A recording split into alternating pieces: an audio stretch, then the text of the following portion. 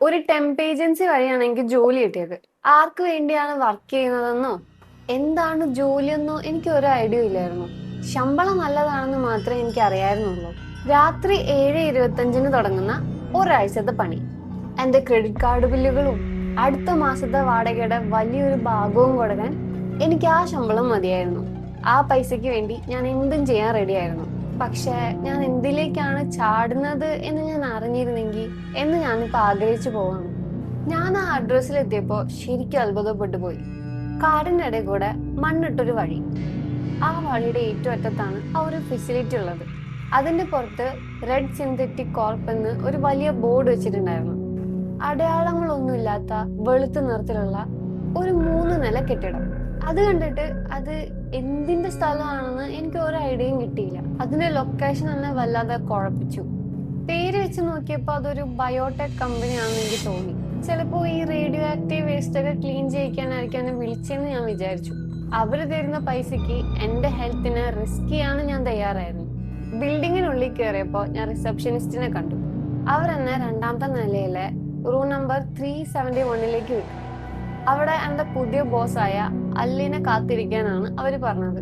അതൊരു സാധാരണ office setup ആയിരുന്നെങ്കിലും കുറച്ച് പഴയ രീതിയിലായിരുന്നു. ചുവന്ന കാർപ്പറ്റ്, വൈറ്റ് ഭിത്തികള്, ജനലുകളൊന്നുമില്ല. ആകെ 6 ഡെസ്ക്, 2 വീതമുള്ള 3 വരികൾ. ഓരോന്നിനും ഓരോ കമ്പ്യൂട്ടർ ഉണ്ട്. റൂമിന്റെ പുറകിലായി ഒരു 1 വേ മിറർ വെച്ച ഒരു വലിയ ഭിത്തി. അതിന്റെ 2 വശത്തും മുകളിലേക്ക് പോകാനായിട്ട് സ്റ്റെപ്പുകൾ വെച്ചിട്ടുണ്ട്. ഉള്ളിൽ ഒരു കസേരയും ഡെസ്കും പിന്നെ ഒരു ലാൻഡ് ലൈൻ ഫോണും. അത് മാത്രമേ ഉണ്ടായിരുന്നുള്ളൂ. സൂപ്പർവൈസറിന് ഈ പണിക്കാരെ നിരീക്ഷിക്കാനുള്ള സ്ഥലമായിരിക്കും അത്. അല്ലാതെ ആ റൂമിൽ അട്രാക്റ്റീവ് ആയിട്ട് വേറെ ഒന്നും ഇല്ലായിരുന്നു. കോർണറിൽ ഇരിക്കുന്ന ഒരു വേസ്റ്റ് ബാസ്ക്കറ്റും ഒരു ഫേൺ ചെടിയും ഒഴിച്ച് പെട്ടെന്ന് പ്രായമായ ഒരാള് വാതിൽ തുറന്ന് അകത്തേക്ക് വന്നു. അയാള് അൽ ആണെന്ന് സ്വയം പരിചയപ്പെടുത്തി. അയാൾ എനിക്ക് കൈ തന്നു. അയാൾ ഭയങ്കര തിരക്കിലായിരുന്നു. സമയമൊന്നും കളയാതെ അയാൾക്ക് പറയാനുള്ള കാര്യങ്ങളൊക്കെ അയാൾ വിവരിച്ചു. രാത്രി 8 മണി മുതൽ രാവിലെ 7 മണി വരെ ഞാൻ ആ റൂമിൽ ഇരിക്കണം. ഒരാഴ്ചത്തേക്ക് എല്ലാ രാത്രിയും ഇത് തുടരണം. അയാൾ എനിക്ക് ആളുടെ സെൽഫോൺ നമ്പറും ഞാൻ പാലിക്കേണ്ട കുറച്ച് റൂൾസിന്റെ ലിസ്റ്റും തന്നു. ആ ലിസ്റ്റിലുള്ള ഓരോ കാര്യവും പാലിക്കേണ്ടതിന്റെ ഇമ്പോർട്ടൻസിനെ കുറിച്ച് ആള് പിന്നെയും എന്നോട് പറഞ്ഞുകൊണ്ടിരുന്നു. എനിക്ക് കാര്യങ്ങൾ മനസ്സിലായി എന്ന് ഉറപ്പ് വരുത്തിയതിന് ശേഷം അയാൾ ആദ്യത്തെ ഷിഫ്റ്റിനായി എന്നെ അവിടെ ഇരുത്തി. എന്നിട്ട് വാതിൽ പൂട്ടി പുറത്തേക്ക് പോയി. ഇത്രയേ ഉള്ളൂ കാര്യം. 10 മണിക്കൂർ ആ റൂമിൽ ഇരിക്കാം. വെറുതെ ഒരു മുറിയിൽ ഇരിക്കാൻ വേണ്ടി ഇവരെന്തിനാണ് $5000 എനിക്ക് തരുന്നത് എന്ന് എനിക്ക് മനസ്സിലായില്ല. എങ്കിലും കിട്ടിയ ഭാഗ്യത്തിന് ചോദ്യം ചെയ്യണ്ടല്ലോ എന്ന് കരുതി ഞാൻ ആ സൂപ്പർവൈസറിന്റെ മുറിയിൽ ഇരുന്നിട്ട് ഒരു ചിരിയോടെ ആ റൂൾസ് എടുത്ത് വായിക്കാൻ നോക്കി. ആകെ 10 റൂൾസ് ആയിരുന്നു ഉണ്ടായിരുന്നത്. അതെല്ലാം എന്നെ കൺഫ്യൂസ് ആക്കി. റൂൾ നമ്പർ 1: രാത്രി 8 മണിയായ വാതിൽ പൂട്ടണം. രാവിലെ 6 മണി വരെ ഒരു കാരണവശാലും പുറത്തേക്ക് ഇറങ്ങരുത്. ബാത്റൂമിൽ പോകുന്നതും ഭക്ഷണം കഴിക്കുന്നതും ഇതിനനുസരിച്ചിട്ട് വേണം പ്ലാൻ ചെയ്യാൻ. റൂൾ നമ്പർ 2: റൂമിനകത്ത് ഭക്ഷണ സാധനങ്ങളോ പാനീയങ്ങളോ പാടില്ല. റൂൾ നമ്പർ 3: ഹാങ്കിന്റെ കമ്പ്യൂട്ടർ ഉപയോഗിക്കരുത്. എക്സിറ്റിനോട് ഏറ്റവും അടുത്തിരിക്കുന്ന കമ്പ്യൂട്ടറാണ് അത്. ഒരു കാരണവശാലും ആരും അത് തൊടാൻ പാടില്ല, ഹാങ്ക് പോലും. റൂൾ നമ്പർ 4: ഫോൺ അടിച്ചാൽ എടുക്കണം, പക്ഷെ സംസാരിക്കരുത്. അപ്പുറത്തുള്ള ആള് എന്തു പറഞ്ഞാലും മറുപടി കൊടുക്കരുത്. എന്നിട്ട് 2 മിനിറ്റ് കഴിയുമ്പോൾ ഫോൺ കട്ട് ചെയ്യുക. റൂൾ നമ്പർ 5: അടിച്ചു തുടയ്ക്കാനുള്ള ആള് വരുമ്പോ ഡോർ തുറന്നു കൊടുക്കരുത്. ഞങ്ങൾക്ക് അങ്ങനെ ഒരു ജോലിക്കാരൻ ഇല്ല. റൂൾ നമ്പർ 6: വേറെ ആരെങ്കിലും ആ ഫ്ലോറിൽ വന്നാൽ അവരെ ഉള്ളിൽ കയറ്റുക, പക്ഷെ അവരെ ഇഗ്നോർ ചെയ്യണം, മൈൻഡ് ചെയ്യരുത്. ഒരു തരത്തിലും പ്രതികരിക്കരുത്. അവർ പോയി കഴിഞ്ഞാൽ വാതിൽ അടച്ചു പൂട്ടുക. റൂൾ നമ്പർ 7: വേസ്റ്റ് ബിൻ ഇരിക്കുന്ന സ്ഥലം മാറിയാൽ ഉടനെ അത് പഴയതുപോലെ ആ കോർണറിലേക്ക് തന്നെ നീക്കി വയ്ക്കുക. റൂൾ നമ്പർ 8: ഞാൻ, അതായത് അൽ വരികയാണെങ്കിൽ പാസ്വേഡ് അറിഞ്ഞാൽ മാത്രമേ ഉള്ളിൽ കയറ്റാവൂ. റൂൾ നമ്പർ 9: കൃത്യം 9:30 എല്ലാ കമ്പ്യൂട്ടറിന്റെയും ഹോം സ്ക്രീൻ ഓരോ URL സെറ്റ് ചെയ്യണം. ഹാങ്കിന്റെ കമ്പ്യൂട്ടറിൽ ചെയ്യരുത്. അതിൽ കാണുന്ന ചിത്രങ്ങളോട് പ്രതികരിക്കരുത്. നോർമലായി ഇരിക്കുക. റൂൾ നമ്പർ 10: ഹാർവിയെ കാണുകയാണെങ്കിൽ അവന്റെ ബിസ്ക്കറ്റ് കൊടുക്കണം. ലിസയുടെ ഡെസ്കില്, അതായത് ഹാങ്കിന്റെ ഡെസ്കിന്റെ ഓപ്പോസിറ്റിൽ ഇരിക്കുന്ന ലിസയുടെ ഡെസ്കില് ബിസ്ക്കറ്റ് ഇരിക്കുന്നുണ്ടാവും. റൂൾ നമ്പർ 11: എന്തെങ്കിലും എമർജൻസി ഉണ്ടെങ്കിൽ എന്നെ വിളിക്കാം, പക്ഷെ രാത്രി 10:05 ശേഷം വിളിക്കരുത്. ലിസ്റ്റിന്റെ അവസാനം പേന കൊണ്ട് ഇങ്ങനെ എഴുതിയിട്ടുണ്ടായിരുന്നു: ഇതുവരെ ആരും മൂന്നാമത്തെ രാത്രി കടന്നു പോയിട്ടില്ല. Good luck. ഇത് കണ്ട് ഞാൻ അന്തം വിട്ടുപോയി. അല്ല് വല്ല വട്ടനാണോന്ന് ഞാൻ വിചാരിച്ചു. ചിലപ്പോ ഇയാളുടെ ഈ സ്വഭാവം കണ്ടിട്ടായിരിക്കും മുന്നേ വന്നവരൊക്കെ ജോലി വിട്ട് പോയിട്ടുണ്ടാവാം. ഇനിയിപ്പൊ എന്താണെങ്കിലും അല്ല് വട്ടനാണെങ്കിൽ പോലും എനിക്ക് കുഴപ്പമില്ല. അയാളുടെ പൈസ കിട്ടിയാൽ മാത്രം മതി എന്ന് ഉറപ്പിച്ച് ഞാൻ അവിടെ ഇരുന്നു. ഒന്നാം ദിവസം അല്ലാത്ത ബോറായിരുന്നു. കാര്യമായിട്ടൊന്നും നടന്നില്ല. അല്ല് തന്ന ലിസ്റ്റ് കണ്ടിട്ട് ഞാൻ പേടിച്ച് അത്രയൊന്നും സംഭവിച്ചില്ല. 9:30 ആയപ്പോ വെറുതെ ഇരിക്കണ്ടല്ലോ എന്ന് കരുതി ഞാൻ കമ്പ്യൂട്ടറിലെ URL ഒക്കെ മാറ്റി. കുറച്ചെങ്കിലും ഉപകാരമുള്ള എന്തെങ്കിലും ചെയ്തല്ലോ എന്നൊരു സമാധാനം. പക്ഷെ രണ്ടാമത്തെ രാത്രി കുറച്ച് ഡിഫറെന്റ് ആയിരുന്നു. ഡേ 2 തുടങ്ങിയത് നോർമലായിട്ടായിരുന്നു. പതിവ് പോലെ ഒരു ലോങ് നൈറ്റിന് വേണ്ടി ഞാൻ റെഡിയായി. ഭക്ഷണം കഴിച്ച് ബാത്റൂമിലൊക്കെ പോയി കൃത്യം 9:25 റൂം ലോക്ക് ചെയ്തു. വീണ്ടും ഹോം സ്ക്രീനുകൾ മാറ്റാൻ റെഡിയായി നിന്നപ്പോഴാണ് ഞാൻ അത് ശ്രദ്ധിച്ചത്. ആ വേസ്റ്റ് ബിൻ കറക്റ്റ് എൻ്റെ സൂപ്പർവൈസർ റൂമിന്റെ സ്റ്റെപ്പുകളിന് മുകളിലൊന്നും ഇരിക്കുന്നു. ഞാൻ ഉറപ്പായി അത് അവിടെ കൊണ്ട് വെച്ചിട്ടില്ല. പെട്ടെന്ന് എനിക്കൊരു അഡ്രിനലിൻ സ്പൈക്ക് തോന്നി. പക്ഷെ പിന്നെ ഒരു ചിരിയോടെ ഞാൻ സമാധാനിച്ചു. ഈ വേസ്റ്റ് ബിന്നും ലിസ്റ്റും ഒക്കെ എന്നെ പറ്റിക്കാൻ വേണ്ടി ഉണ്ടാക്കിയ ഓരോ തമാശകളായിരിക്കും. അല്ലൊരു പക്ഷെ അടുത്ത റൂമിൽ ഇരുന്നിട്ട് എന്റെ റിയാക്ഷൻ കാണാൻ വെയിറ്റ് ചെയ്യായിരിക്കും. ഞാൻ വേഗം ആ ഓഫീസ് ഡോർ തുറന്ന് പുറത്തേക്ക് നോക്കി. പക്ഷെ അവിടെ ആരും ഉണ്ടായിരുന്നില്ല. ഞാൻ എക്സിറ്റ് ഡോറിന്റെ അടുത്ത് ചെന്ന് ഹാൻഡിൽ തിരിച്ചു നോക്കി. അത് ലോക്ക് തന്നെയായിരുന്നു. അതിൽ കൺഫ്യൂഷനായി, കൂടെ ചെറിയൊരു പേടിയും. ഞാൻ വേഗം ആ വേസ്റ്റ് ബിൻ എടുത്ത് പഴയ കോർണറിൽ തന്നെ കൊണ്ടുപോയി വെച്ചു. ടൈം നോക്കിയപ്പോ 9:30. ഇപ്പൊ നടന്നതൊക്കെ എന്റെ തോന്നലാണെന്ന് വിശ്വസിക്കാൻ ശ്രമിച്ച് ഞാൻ വേഗം കമ്പ്യൂട്ടറിലെ URLകളൊക്കെ മാറ്റാൻ തുടങ്ങി. ഹാങ്കിന്റെ ഡെസ്ക് ഒഴിവാക്കി 6ാമത്തെ PC-യിലെ വെബ്സൈറ്റ് ടൈപ്പ് ചെയ്ത് മാറിയപ്പോഴാണ് ആ സ്ക്രീനിൽ ഒരു വിചിത്രമായ ഇമേജ് വന്നത്. അത് ആ റൂമിലെ സർവൈലൻസ് ഫുട്ടേജ് ആയിരുന്നു. ഞാൻ ഇപ്പോൾ നിൽക്കുന്ന അതേ റൂം. കമ്പ്യൂട്ടറിലേക്ക് നോക്കി നിൽക്കുന്ന എന്നെ തന്നെ എനിക്ക് അതിൽ കാണാം. ഞാൻ പെട്ടെന്ന് ചുറ്റും നോക്കി. പക്ഷെ അവിടെ ക്യാമറയൊന്നും ഉണ്ടായിരുന്നില്ല. തിരിച്ച് സ്ക്രീനിലേക്ക് നോക്കിയപ്പോൾ ഞാൻ ശരിക്കും പേടിച്ചു പോയി. എൻ്റെ ഒരു കോപ്പി സൂപ്പർവൈസർ റൂമിൽ നിന്ന് പുറത്തേക്ക് എറിഞ്ഞു. അവൻ എൻ്റെ പിന്നിലൂടെ നടന്നു വന്ന് ഒരു ഡെസ്കിലിരുന്ന് ഹാർഡ് ഡ്രൈവ് കയ്യിലെടുത്തു. എന്നിട്ട് എൻ്റെ തലയുടെ ബാക്കിൽ അടിക്കാൻ വേണ്ടി കൈ ഒന്നു. സ്വയം രക്ഷിക്കാൻ വേണ്ടി ഞാൻ പെട്ടെന്ന് തിരിഞ്ഞു. അവിടെ ആരും ഉണ്ടായില്ല. ഞാൻ തിരിച്ച് സ്ക്രീനിലേക്ക് നോക്കിയപ്പോൾ അത് നോർമലായി മാറിയിരുന്നു. ഞാൻ പേടിച്ച് വെച്ച് സൂപ്പർവൈസർ റൂമിലേക്ക് ഓടിക്കയറിയിരുന്നു. ശരിക്കും പറഞ്ഞാൽ അവിടെ നിറങ്ങി ഓടിയാലെന്ന് ഞാൻ ആലോചിച്ചു. പക്ഷെ എങ്ങനെയൊക്കെയോ മനസ്സിനെ കൺട്രോൾ ചെയ്തു. ഞാൻ ഇപ്പം സേഫ് ആണല്ലോ. അല്ലൊരു പക്ഷെ വട്ടനായിരിക്കും, പക്ഷെ എന്നെ ഉപദ്രവിക്കാൻ നോക്കില്ലായിരിക്കും എന്ന് ഞാൻ കരുതി. എനിക്ക് പരിക്കൊന്നും പറ്റിയിട്ടില്ലല്ലോ, എൻ്റെ ബുദ്ധിക്ക് എന്തെങ്കിലും കുഴപ്പമുണ്ടോ എന്ന് എനിക്ക് ഡൗട്ട് തോന്നി. ശാരീരികമായി കുഴപ്പമൊന്നുമില്ല. ഇതുവരെ നടന്നതൊക്കെ അത്ര വലിയ കുഴപ്പമില്ലാത്ത കാര്യങ്ങളാണെന്ന് ഞാൻ സമാധാനിച്ചു. അപ്പോഴാണ് വാതിലിൽ ഒരു വലിയ മുട്ട കേട്ടത്. ജീവിതത്തിൽ ഇത്രയും പേടിച്ചൊരു നിമിഷം ഇതിനു മുമ്പ് ഉണ്ടായിട്ടില്ല. ആ സൗണ്ട് കേട്ടതും ഞാൻ ശരിക്കും ഞെട്ടിപ്പോയി. വാതിലിനപ്പുറത്ത് നിന്നൊരു ശബ്ദം വന്നു: ഞാൻ തൂപ്പുകാരനാണ്, ഇവിടെ ഒന്ന് ക്ലീൻ ചെയ്യാൻ വന്നതാണ്, ഒന്ന് വാതിൽ തുറക്കൂ. 4ാമത്തെ റൂൾ ഓർമ്മ വന്നതുകൊണ്ട് ഞാൻ അയാളെ ഉള്ളിൽ കയറ്റിയില്ല. Good job. അയാളെ നീ ഉള്ളിൽ കയറ്റാതെ ഇരുന്നതും നന്നായി. നീ റൂൾസ് ഫോളോ ചെയ്തു. ഇനി നിനക്ക് കുഴപ്പമൊന്നുമില്ല. റൂൾസ് കൃത്യമായി നോക്കിയാൽ നീ സേഫ് ആയിരിക്കും. ഇത്രയേ ഉള്ളൂ കാര്യം, ഞാൻ എന്നോട് തന്നെ പറഞ്ഞു. പെട്ടെന്ന് വീണ്ടും ഒരു മുട്ട്. എനിക്ക് ക്ലീൻ ചെയ്യാൻ ഉള്ളിൽ കയറിയേ പറ്റൂ, വാതിൽ തുറക്ക്. ഞാൻ ഒന്ന് ദീർഘശ്വാസം എടുത്തു.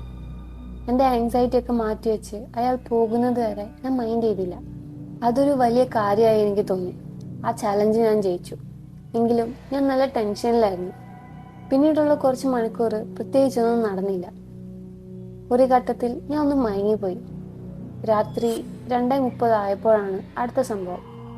പല നിറങ്ങളിലുള്ള ഒരു പൂച്ച എൻ്റെ മുന്നിലെ ഡെസ്കിലോട്ട് ചാടിക്കയറി. ബ്ലാക്കും ഓറഞ്ചും പാടുകളുള്ള നല്ല ഭംഗിയുള്ള ഒരു പൂച്ച. ആ പൂച്ചയെ കണ്ടതും ഞാൻ ശരിക്കും സ്റ്റാർട്ടൽഡായി. പക്ഷെ പുള്ളിക്കാരൻ നല്ല ഫ്രണ്ട്ലി ആയിരുന്നു. എൻ്റെ കയ്യിലൊക്കെ വന്ന് ഉറസുന്നുണ്ടായിരുന്നു. കോളറിലെ പേര് നോക്കിയപ്പോൾ ഹാർവി.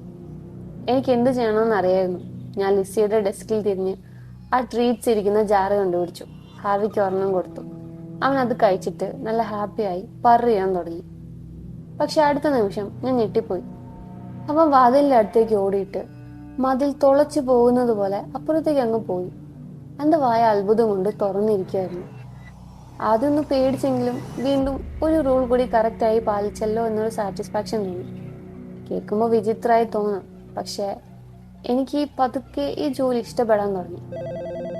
അപ്പോഴാണ് ആ ലാൻഡ് ലൈൻ ഫോൺ അടിച്ചത്. റൂൾസ് ഓർമ്മയുള്ളതുകൊണ്ട് ഞാൻ റിസീവർ എടുത്ത് ചെവിയോട് ചേർത്ത് വെച്ചു. ടൈം നോക്കാൻ ഞാൻ മറന്നില്ല. ഹേയ്, ഇതല്ലാണ്. ഞാൻ കുറച്ച് വർക്കിന് വേണ്ടി ഇപ്പം അങ്ങോട്ട് വരും. ജോലിയൊക്കെ എങ്ങനെ പോകുന്നു? ഞാൻ ഒന്നും മിണ്ടിയില്ല. ഹലോ, ഇത് ഞാനല്ലേ, നിനക്ക് സംസാരിക്കാം. ഞാൻ റൂൾസ് എടുത്ത് ഒന്നും കൂടെ നോക്കി. വിളിക്കുന്നതിനെ പറ്റി അതിലൊന്നും എഴുതിയിട്ടില്ല. അതുകൊണ്ട് ഞാൻ ഒന്നും മിണ്ടിയില്ല. നിന്റെ എംപ്ലോയറോട് കാണിക്കേണ്ട മര്യാദയല്ല ഇത്. നീ ഒന്നും മിണ്ടിയില്ലെങ്കിൽ നിന്നെ ഫയർ ചെയ്യേണ്ടി വരും. നിനക്കത് വേണോ? ഞാൻ ഉറച്ചു തന്നെ നിന്നു. ഇനി 20 സെക്കൻഡ് കൂടി ബാക്കിയുണ്ട്. ശരി, നിന്നെ ഡ്യൂട്ടിയിൽ നിന്ന് ഒഴിവാക്കാൻ ഞാൻ ഇപ്പോൾ വരാം. രണ്ടാമത്തെ രാത്രി പോലും നിനക്ക് തികയ്ക്കാൻ പറ്റില്ലെന്ന് എനിക്ക് അറിയായിരുന്നു. 2 മിനിറ്റ് കഴിഞ്ഞതും ഞാൻ ഫോൺ കട്ട് ചെയ്തു. 1 മണിക്കൂർ കൂടി കഴിഞ്ഞപ്പോൾ എനിക്ക് നല്ല കോൺഫിഡൻസ് തോന്നി. ഇതുവരെയുള്ള പരീക്ഷണങ്ങൾ ആലോചിച്ചപ്പോൾ അത്ഭുതം തോന്നിയെങ്കിലും ഈ റൂമിനെ എന്നെ തോൽപ്പിക്കാൻ ഞാൻ സമ്മതിക്കില്ലെന്ന് ഞാൻ ഉറപ്പിച്ചു. പിന്നെ വന്നത് ലിസയാണ്. ഇത് ലിസയാണ്. ഞാൻ ഉള്ളിലേക്ക് വന്നോട്ടെ? റൂൾ 5 അനുസരിച്ച് എനിക്ക് അവളെ കയറ്റണമായിരുന്നു. ഞാൻ വാതിൽ തുറന്നു. ഒരു സ്ത്രീ അകത്തേക്ക് വന്നു. നീയാണോ പുതിയ ആള്? നിനക്ക് ഈ സ്ഥലം എങ്ങനെ തോന്നുന്നു? ഞാൻ എൻ്റെ ഡെസ്കിലേക്ക് തിരിച്ചു പോയിരുന്നു. ഞാൻ ഒരു കാഷ്വൽ ആക്ടിങ് ട്രൈ ചെയ്തു. ലിസ ആ ഗ്ലാസിന്റെ അടുത്തേക്ക് വന്നു. എനിക്ക് അവളെ കാണാമെന്ന് അവൾക്കറിയാം. നീ വലിയ വർത്താനൊന്നും പറയാത്ത ആളാണല്ലേ? അവളുടെ കണ്ണുകള് അസ്വാഭാവികമായി എല്ലാ വശത്തേക്കും ഉരുളുന്നുണ്ടായിരുന്നു.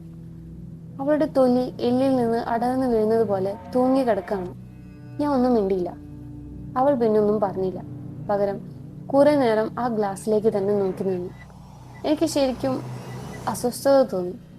പിന്നെ അവൾ എൻ്റെ അടുത്തേക്ക് വന്ന് കൈ ഉയർത്തി. എൻ്റെ ശ്വാസം നിലച്ചു പോകുന്നത് അവൾ അറിയാതിരുന്നെങ്കിൽ എന്ന് ഞാൻ ആഗ്രഹിച്ചു. പെട്ടെന്ന് അവൾ ഡെസ്കിലേക്ക് ആഞ്ഞടിച്ചു. ഇടി വെട്ടുന്ന പോലത്തെ ഒരു ശബ്ദം. ഞാൻ ഒന്ന് വിറച്ചെങ്കിലും പതറാതെ ഇരുന്നു. 5 മിനിറ്റ് കഴിഞ്ഞ് അവൾ പോയി. ഞാൻ ഓടിച്ചെന്ന് വാതിൽ ലോക്ക് ചെയ്തു. കുറച്ച് കഴിഞ്ഞപ്പോൾ വീണ്ടും ഒരു മുട്ട്. ഇത്തവണ ഒരു പയ്യനാണ്. അച്ഛനെ തിരിഞ്ഞു വന്നതാണെന്ന് പറഞ്ഞു. ഞാൻ അവനെ ഉള്ളിൽ കയറ്റിയിരുത്തി. അവൻ കുറെ തവണ ഹെൽപ്പ് ചോദിച്ചെങ്കിലും ലിസിയെ ചെയ്തതുപോലെ ഞാൻ അവനെ മൈൻഡ് ചെയ്തില്ല. പക്ഷെ ഒരു നിമിഷം ഞാൻ അറിയാതെ അവന്റെ കണ്ണുകളിലേക്ക് നോക്കിപ്പോയി. ഇമ്മ ചിമ്മുന്ന ഇടയിൽ അവന്റെ കണ്ണുകൾ കട്ട ഇരുട്ട് പോലെയായി. ഞാൻ അറിയാതെ പിന്നോട്ട് നീങ്ങിയെങ്കിലും പെട്ടെന്ന് തന്നെ കൺട്രോൾ ചെയ്തു. അവനും കുറച്ച് കഴിഞ്ഞ് ഇറങ്ങിപ്പോയി. ഞാൻ ഡോർ ലോക്ക് ചെയ്തു. ആ രാത്രി പിന്നെ വേസ്റ്റ് 1-2 തവണ മൂവ് ചെയ്തതൊഴിച്ചാൽ വേറെ ഒന്നും നടന്നില്ല. വീട്ടിൽ പോകാൻ സമയമായി. ജോലി നിർത്തിയാലോ എന്ന് ഞാൻ ആലോചിച്ചു. ഉറക്കത്തിൽ 1-2 പേടി സ്വപ്നങ്ങളും കണ്ടു. പക്ഷെ അടുത്ത ദിവസം എനിക്ക് വീണ്ടും പോകാൻ ഒരു എക്സൈറ്റ്മെന്റ് തോന്നി. ഈ റൂമിനെ എന്താണ് കാണിക്കാൻ പോകുന്നത് എന്നറിയാനുള്ള ആകാംക്ഷ. സാധാരണ ബുദ്ധിയുള്ള ആരും തെച്ചു പോയില്ല. പക്ഷെ ആ റൂമിന് എന്നെ അങ്ങോട്ട് വലിച്ചെടുപ്പിക്കുന്ന പോലെ ഒരു ഫീലിംഗ്. അങ്ങനെ ഞാൻ അടുത്ത രാത്രിയും ഡ്യൂട്ടിക്ക് എത്തി. അന്ന് രാത്രി തുടക്കത്തിൽ നല്ല കോൺഫിഡൻസ് ഉണ്ടായിരുന്നു. കുറച്ച് മണിക്കൂർ ഒരു കുഴപ്പമില്ലാതെ പോയി. പൂച്ച വന്നില്ല. കമ്പ്യൂട്ടറിൽ മെസ്സേജസ് വന്നില്ല. ഫോൺ കോളും ഇല്ല. വല്ലാത്ത ബോറടി. അപ്പോഴാണ് വാതിലൊരു മുട്ട് കേട്ടത്. ഇത്തവണ ശബ്ദമൊന്നുമില്ല. ആരാ? ഞാൻ സൂപ്പർവൈസർ റൂമിൽ നിന്ന് ചോദിച്ചു. കുറച്ച് കഴിഞ്ഞപ്പോൾ മറുപടി വന്നു. ഇത് ഞാനാ, അൽ. ഞാൻ റൂൾ 7 നോക്കി. എന്താണ് പാസ്വേഡ്? അയാളൊന്ന് ചിരിക്കുന്നത് കേട്ടു. ഞാൻ പാസ്വേഡ് ഒന്നും എഴുതി വെച്ചിട്ടില്ലല്ലോ. അയാൾ പറഞ്ഞത് ശരിയാണ്. റൂൾസിന്റെ കൂടെ പാസ്വേഡ് ഒന്നും എഴുതിയിട്ടില്ല. ഇത് അൽ തന്നെയായിരിക്കും. ഞാൻ പേടിച്ച് വാതിൽ തുറന്നു. അൽ അവിടെ ചിരിച്ചുകൊണ്ട് നിൽക്കുന്നു. ഞാനൊരു ദീർഘശ്വാസം വിട്ടു. രാത്രിയിലെ ശബ്ദങ്ങളൊക്കെ കേട്ട് പേടിച്ചോ? എന്റെ പേടി കണ്ട് അയാൾ കളിയാക്കി ചിരിച്ചു. അയാൾക്കൊന്നും അറിയില്ലല്ലോ. അയാൾ അകത്ത് കയറി ഒരു കമ്പ്യൂട്ടറിൽ എന്തൊക്കെയോ സെറ്റ് ചെയ്യാൻ തുടങ്ങി.